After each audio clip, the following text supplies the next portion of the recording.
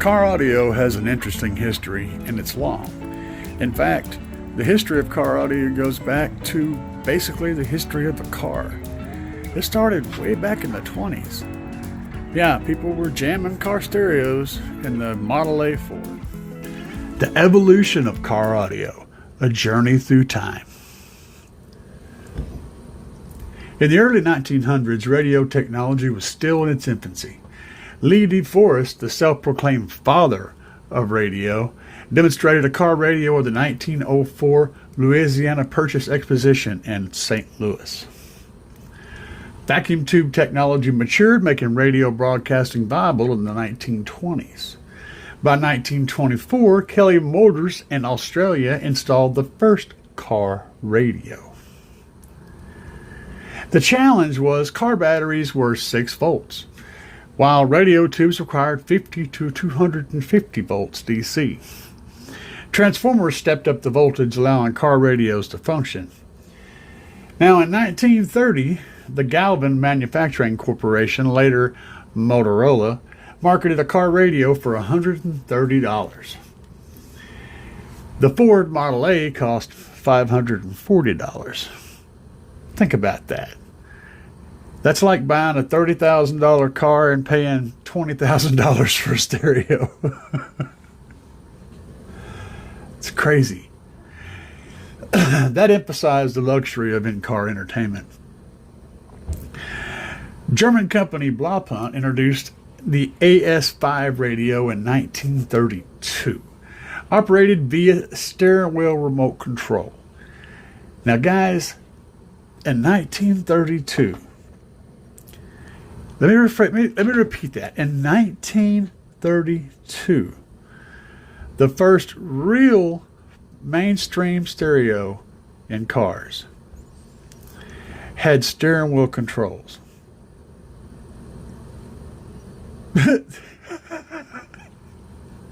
They barely had a steering wheel, but they already had steering wheel control. By the late 1930s, push-button AM radios became standard. An estimated 9 million AM car radios were used by 1946. Yeah, 9 million car radios were in use by 1946. In the 1950s through the 1980s. Now, in the 1950s, car audio systems were a fascinating blend of technology, luxury, and cultural expression. Initially, car radios were considered a luxury. They relied on bulky, fragile vacuum tubes, and their limited availability to a privileged few.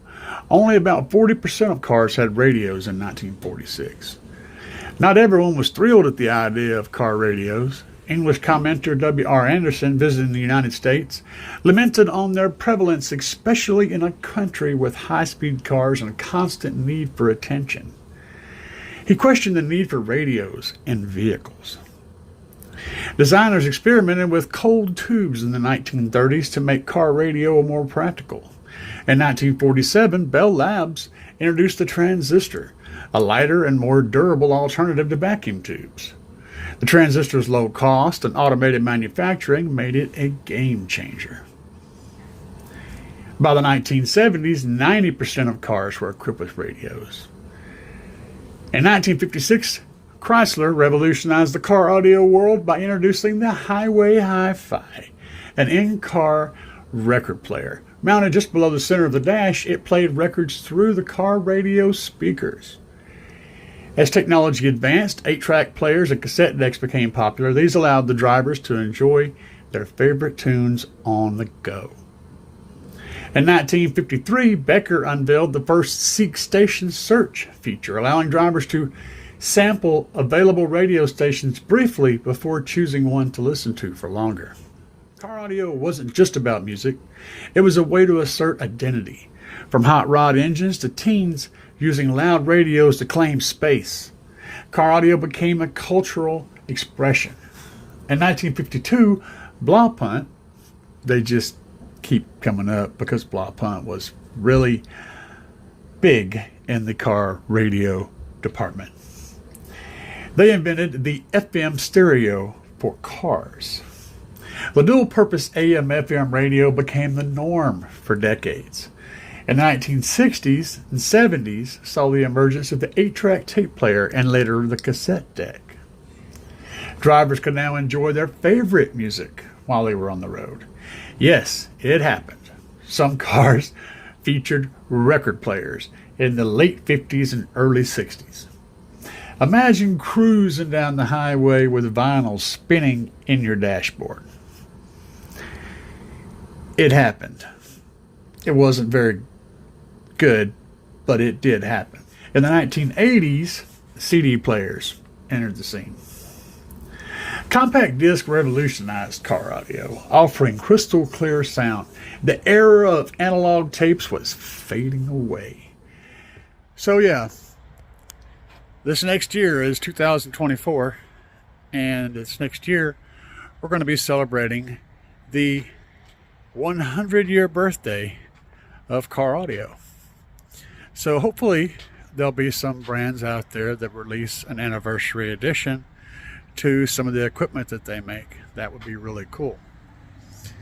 What I find really interesting about this whole trip down memory lane is that the consumer drove the manufacturers to do different things.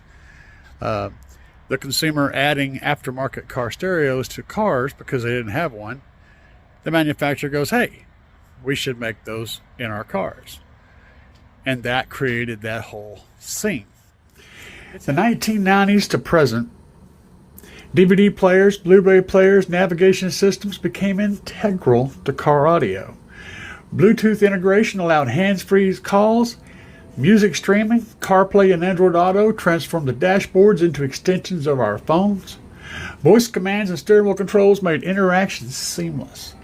Car audio enthusiasts embraced high-end speakers, amplifiers, and subwoofers. dB drag racing became a big deal and pushed the limits of sound. Active noise control minimizes road noise and sometimes even enhances engine sounds. Car audio has followed the development of the car since the Model A Ford. Now, granted, the Model A Ford was not the first car, but that's when they really started taking off. And so car audio has been part of the automotive industry since the very beginning. And modifying car audio and making it your own has also been a part since the very beginning. Since these first stereo systems were added to the factory car, so you had to install your own stereo system. And they were sold separately from the car. So the very first car stereos were aftermarket stereos, and they were installed by the people who owned the car in the 1930s. Isn't that great? And that's never changed. It's almost been 100 years, and we're still cooking right along, doing the same crazy stuff. Anyway, guys, if you found this little run down memory lane interesting, be sure and hit me up in the comments and let me know what you think about it. I like to introduce you guys to something new every once in a while, something that you may not have known. And hopefully this knowledge can carry on to the future. People in the future can pick up where I left off and talk about the crazy things that are happening now. Anyway, guys, peace.